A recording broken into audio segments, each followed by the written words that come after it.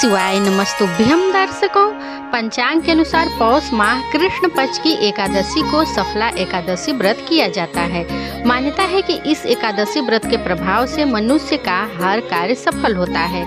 यदि व्यक्ति के किसी काम में रुकावट आ रही हो तो उसे सफला एकादशी का व्रत जरूर करना चाहिए। इसके प्रभाव से कार्य सिद्धि होती है, इसलिए इसे सफला एकादशी कहते हैं। दर्शकों, साल 2024 में सफला एकादशी का व्रत 7 जनवरी दिन रविवार को रखा जाएगा।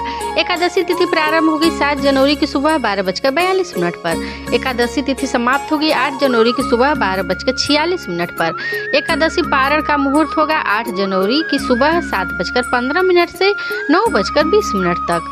द्वादशी तिथि समाप्त होने का समय रहेगा 8 जनवरी की सुबह 11:58 पर। दर्शकों, एकादशी व्रत का पारण द्वादशी तिथि को सूर्योदय के बाद किया जाता है।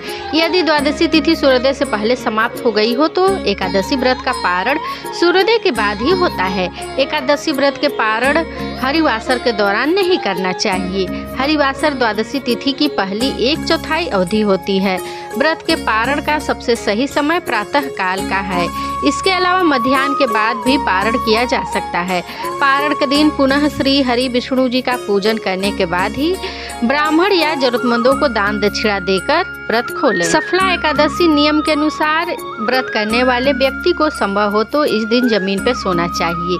इस दिन किसी भी तरह के तामसिक भोजन का सेवन नहीं करें। इस दिन चावल का सेवन न करें। सफला एकादशी की सुबह जल्दी उठकर स्नान के बाद पूजा पाठ के कार्य करने चाहिए।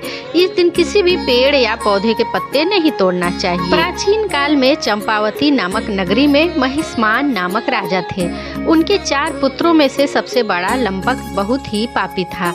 वह अधर्मी और देवी देवताओं की निंदा करता था।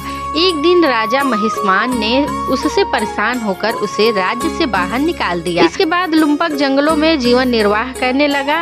एक बार वह पौष माह कृष्ण पक्ष की दशमी को कड़कड़ाती ठंड के कारण वह मूर्छित हो गया और दूसरे दिन सफला एकादशी के दिन उसे होश आया। वह भूख मिटाने के लिए पेड़ों से गिरे फल इकट्ठा करने के लिए चला गया। फलों को इकट्ठा करके पीपल के पेड़ के नीचे पहुंचा तो उसने अनजाने में ही उन फलों को पीपल के पेड़ के नीचे रखकर भगवान विष्णु से निवेदन किया कि इन फलों से भगवान विष्णु संतुष्ट हो।